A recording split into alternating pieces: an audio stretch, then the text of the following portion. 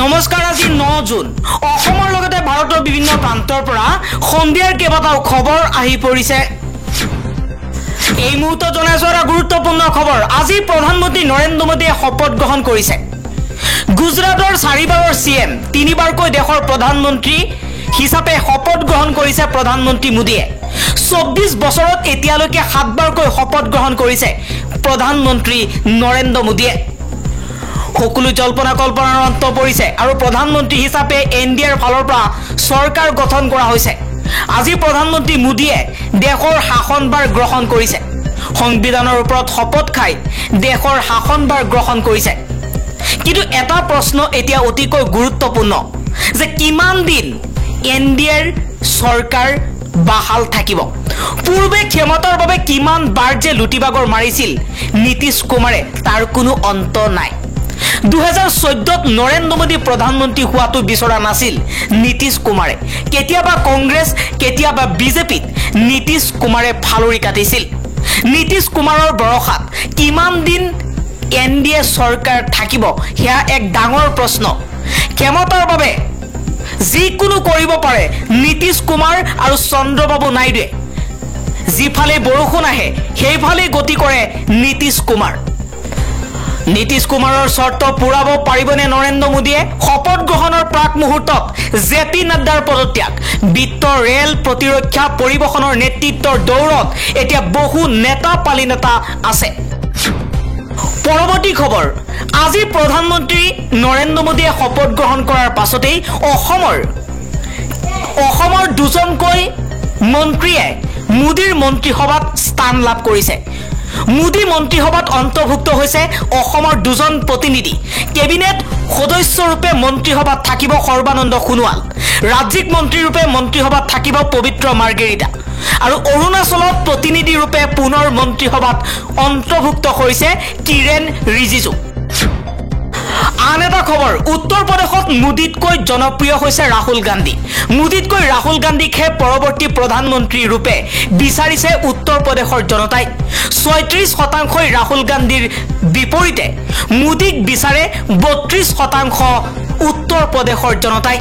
উত্তৰ প্ৰদেশত ক্ৰমান্বয়ে হ্ৰাস পাইছে বিজেপিৰ আসনৰ সংখ্যা আৰু বিজেপিৰ জনপ্ৰিয়তা উত্তৰ প্ৰদেশত কমিছে যিখন ৰাজ্যৰ ওপৰতে সমগ্ৰ ভাৰতবৰ্ষৰ শাসনভাৰ নিৰ্ভৰ কৰে সেই ৰাজ্য হৈছে উত্তৰ প্ৰদেশ এতিয়া উত্তৰ প্ৰদেশত 80খন সিটৰ ভিতৰতে এতিয়া কমিছে বিজেপিৰ সিট আৰু কংগ্ৰেছৰ সংখ্যা বাঢ়িছে ইণ্ডিয়া এলায়েন্সৰ সমাজবাদী পাৰ্টিয়ে 37টাকৈ আসন পাবলৈ সক্ষম হৈছে উত্তৰ প্ৰদেশত বিফল হৈছে মোদীৰ প্ৰতিশ্ৰুতি উত্তৰ প্ৰদেশৰ মুখ্যমন্ত্ৰী যোগী আদিত্যনাথে যি কথা কৈছিল উত্তৰ প্ৰদেশক লৈ হিন্দু মুছলমানৰ ৰাজনীতি কৰিছিল বিজেপিয়ে কিন্তু সেই সকলোবোৰ ৰাজনীতিৰ যেন অৱসান ঘটিছে উত্তৰ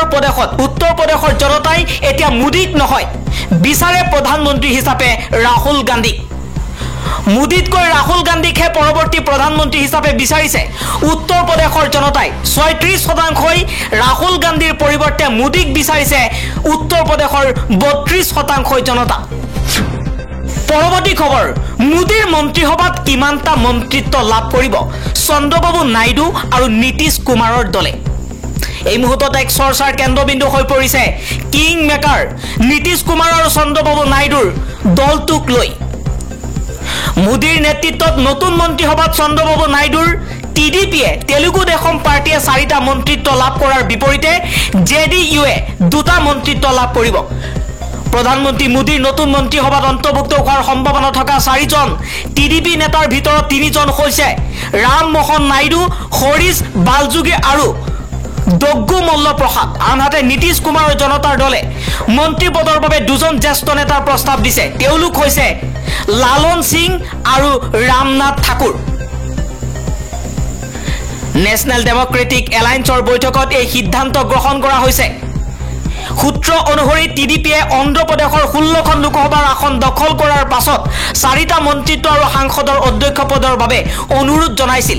12খন আসন লাভ কৰি জেডিইউ অৰ্থাৎ নীতিশ কুমাৰৰ দলে 2টা কেবিনেট মন্ত্ৰিত্ব বিচাৰিছিল উল্লেখ্য যে নৰেন্দ্ৰ মোদীয়ে আজি শপত গ্ৰহণ কৰাৰ পাছতেই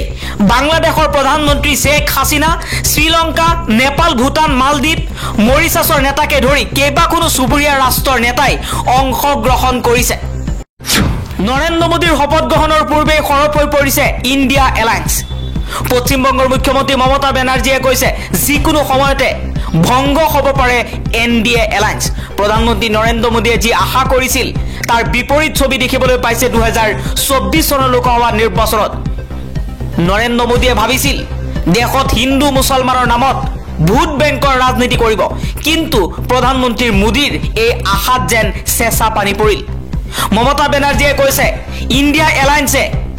বিজেপিয়ে অনা NRC, UCC বাতিল কৰিব। পশ্চিমবংগৰ মুখ্যমন্ত্ৰী মমতা বেনাৰ্জীয়ে লগতে কৈছে বৰ্তমান সময়ত নীতিশ কুমাৰ আৰু চন্দ্ৰবাবু নাইডুক লৈ চৰকাৰ গঠন কৰিবলৈ গৈ আছে মোদী, কিন্তু মোদীয়ে নাজানে চন্দ্ৰবাবু নাইডু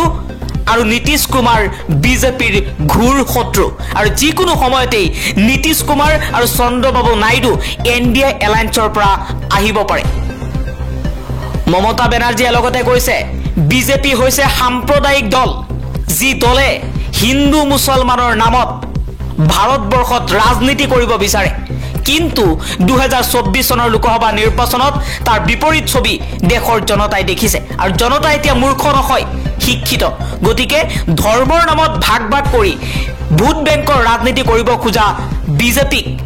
নৰেন্দ্ৰ মোদীক এতিয়া শিক্ষা দিছে দেশৰ জনতাই। আমরা মনে করি NRC নিয়ে আলোচনা চাইবে আমাদের লোকেরা, এবং NRC বাতিল করতে হবে। নিউ গভর্নমেন্টের কাছে আমাদের নিউ গভর্নমেন্ট আলটিমেটলি ইন্ডিয়ারই হবে, বাট যে কোনো দিন থাকে একটু সামলাতে দিন। পৰৱৰ্তী খবৰ, আজি তৃতীয়বাৰৰ বাবে দেশৰ প্ৰধানমন্ত্ৰী ৰূপে শপত ল'ব নৰেন্দ্ৰ মোদীয়ে। ৰাষ্ট্ৰপতি ভৱনত আজি সন্ধিয়া 7:15 শপত গ্ৰহণ সমাৰোহ। বহু জল্পনা কল্পনাৰ অন্তত NDA এলায়েন্সে গ্ৰেছ মাৰ্কৰ দৰে নীতিশ কুমাৰ আৰু চন্দ্ৰবাবু নাইডুক আনি চৰকাৰ গঠন কৰিবলৈ গৈ আছে। কিন্তু নীতিশ কুমাৰ আৰু চন্দ্ৰবাবু নাইডু কিমান দিনলৈ NDA এলায়েন্সৰ লগত থাকিব সেয়াও কিন্তু এক ডাঙৰ প্ৰশ্ন। কাৰণ নীতিশ কুমাৰ কংগ্ৰেছৰ পৰা লালু প্ৰসাদৰ পৰা বিজেপিৰ লগত চামিল হৈছে। নীতিশ কুমাৰক আজিলৈকে কোনেও বিশ্বাসত ল'ব পৰা নাই। যোনে বিশ্বাস কৰিছে তাকেই বিশ্বাসঘাতকতা কৰিছে। আৰু এতিয়া প্ৰশ্ন হৈছে যে নৰেন্দ্ৰ মোদীৰ লগত বিশ্বাসঘাতকতা কেতিয়া কৰে কোনো ঠিক নাই। দল বাগৰা নেতা নীতিশ কুমাৰ, আৰু নীতিশ কুমাৰে যিকোনো সময়তে সলাব পাৰে নিজৰ স্থিতি। নৰেন্দ্ৰ মোদীয়ে গাদীখন পাবৰ বাবে এতিয়া বিশ্বাসত লৈছে যদিও পৰৱৰ্তী সময়ত নৰেন্দ্ৰ মোদীৰ এই বিশ্বাসত নীতিশ কুমাৰ আৰু চন্দ্ৰবাবু নাইডু কি কৰে সেয়াহে হ'ব লক্ষণীয়।